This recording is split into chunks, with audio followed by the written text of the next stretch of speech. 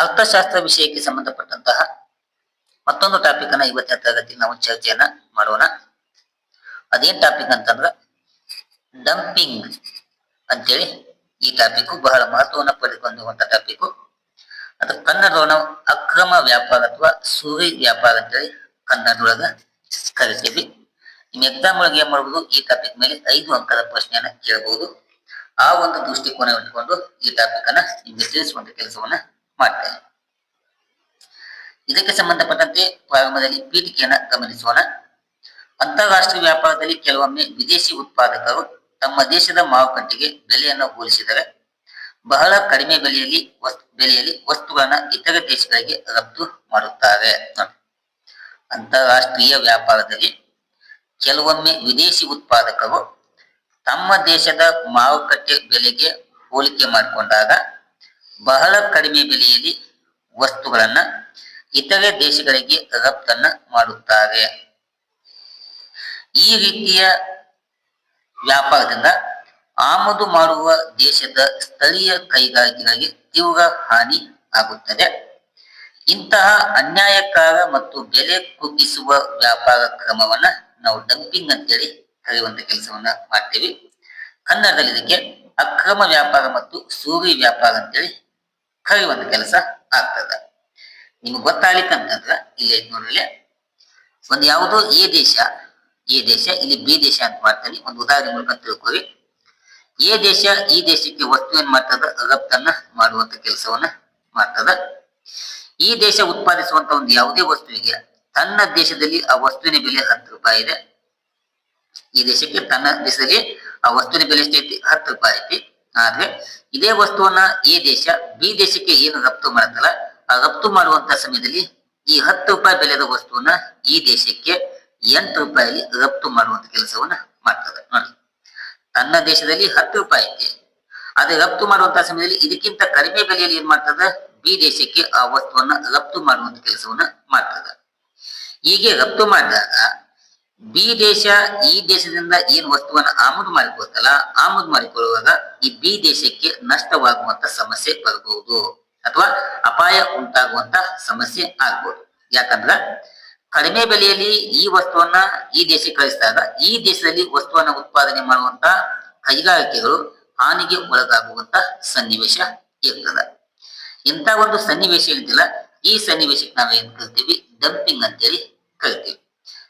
ವಿದೇಶಿ ಮಾರುಕಟ್ಟೆಯಲ್ಲಿ ಒಂದು ಬೆಲೆ, ಅದೇ ವಸ್ತುವನ್ನ ಇನ್ನೊಂದು ದೇಶದಲ್ಲಿ ಕಡಿಮೆ ಬೆಲೆಯಲ್ಲಿ ಅಥವಾ ಹೆಚ್ಚಿನ ಬೆಲೆಯಲ್ಲಿ ಮಾರಾಟ ಮಾಡುವಂತ ಒಂದು ಸನ್ನಿವೇಶಕ್ಕೆ ನಾವು ಡಂಪಿಂಗ್ ಅಂತೇಳಿ ಕರೆಯುವಂತ ಕೆಲಸವನ್ನ ಮಾಡಲಾಗ್ತದ.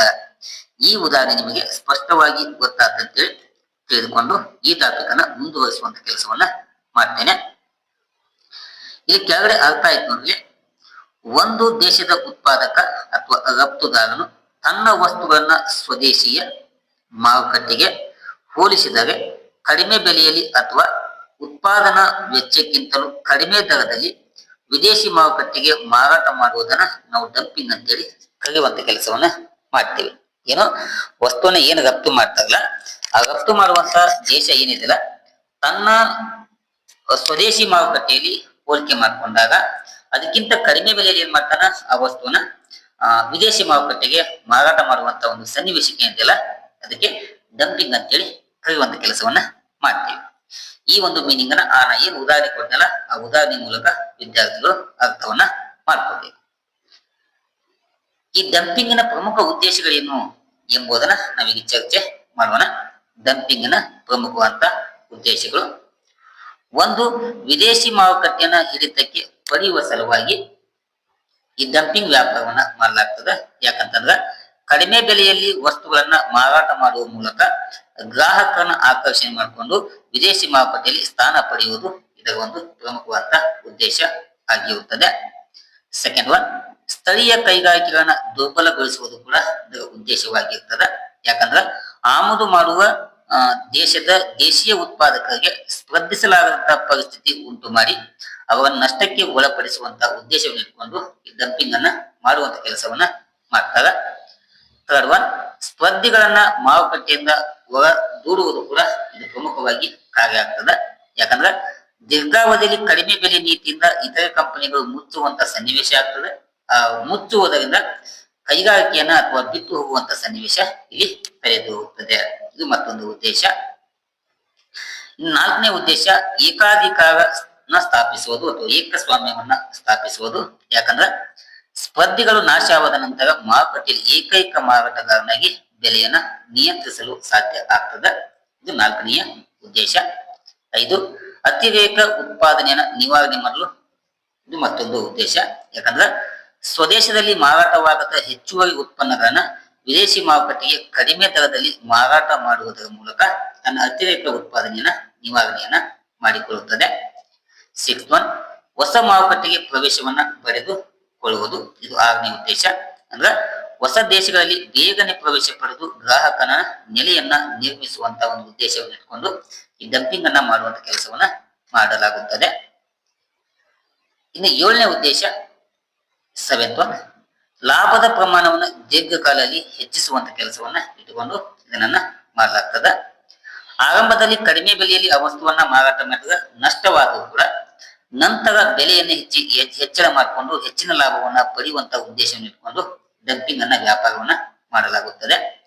8 ವಿದೇಶಿ ವಿನಿಮಯ ಗಳಿಕೆ ಹೆಚ್ಚಿಸುವುದು ಕೂಡ ಇದು ಮತ್ತೊಂದು ಉದ್ದೇಶ. ಯಾಕಂದ್ರೆ ರಫ್ತು ಪ್ರಮಾಣವನ್ನ ಹೆಚ್ಚಿಸುವ ಮೂಲಕ ವಿದೇಶಿ ಕರೆನ್ಸಿಯನ್ನ ಗಳಿಸುವುದು ಕೂಡ ಈ ಡಂಪಿಂಗ್ ನ ಪ್ರಮುಖವಾದ ಉದ್ದೇಶವಾಗಿರುತ್ತದೆ.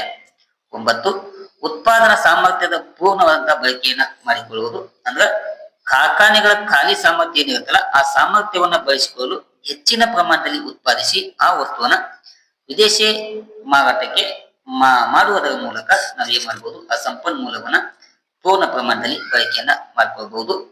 10 ಬೆಲೆ ಬೇದಿ ನೀತಿಯನ್ನ ಅನುಸರಣೆಯನ್ನ ಮಾಡಬಹುದು. ಅಂದ್ರ ಬೇರೆ ಬೇರೆ ಮಾರುಕಟ್ಟೆಯಲ್ಲಿ ಬೇರೆ ಬೇರೆ ಬೆಲೆಯನ್ನ ವಿಧಿಸುವ ತಂತ್ರವನ್ನ ಅನುಸರಿಸುವುದರ ಮೂಲಕ ಇಲ್ಲಿ ಈ ಡಂಪಿಂಗ್ ವ್ಯಾಪಾರವನ್ನ ಮಾಡುವಂತ ಉದ್ದೇಶವನ್ನ ಇಟ್ಟುಕೊಂಡಿರುತ್ತವೆ. 11 ಮಂದಿ ಅವಧಿಯಲ್ಲಿ ಮಾರಾಟ ಕಾಪಾಡಿಕೊಳ್ಳುವುದು. ಮಂದಿ ಅಂದ್ರೆ ಕೆಳಹಂತ ಅಂತ ನಾವು ಕರಿತೀವಿ.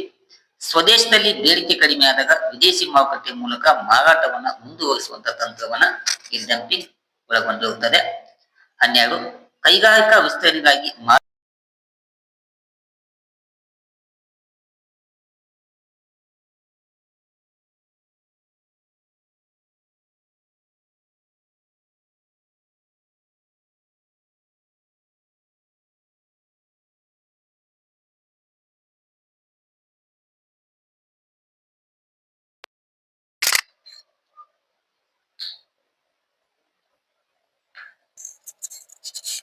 ಬ್ರ್ಯಾಂಡ್ ಪರಿಚಯ ಮತ್ತು ಪ್ರಚಾರವನ್ನ ಮಾಡುವಂತ ಉದ್ದೇಶವನ್ನ ಇಟ್ಕೊಂಡಿರ್ತದ.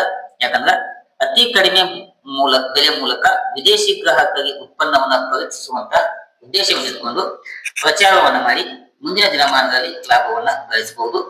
14 ವಿದೇಶಿ ಮಾರುಕಟ್ಟೆಯಲ್ಲಿ ನಂಬಿಕೆಯನ್ನ ನಿರ್ಮಾಣವನ್ನ ಮಾಡ್ತದ. ಅಂದ್ರೆ ವಸ್ತುವನ್ನ ನಿರಂತರ ಪೂರೈಕೆ ಮಾಡುವುದರ ಮೂಲಕ ಗ್ರಾಹಕರ ವಿಶ್ವಾಸವನ್ನ ಗಳಿಸಿಕೊಂಡು ಮುಂದಿನ ದಿನಮಾನಗಳಲ್ಲಿ ಈ ಡಂಪಿಂಗ್ ಮೂಲಕ ಲಾಭವನ್ನ ಗಳಿಸಲು ಸಹಾಯ ಆಗ್ತದ. ಇದು 14ನೇ ಉದ್ದೇಶ ಆಗಿದೆ.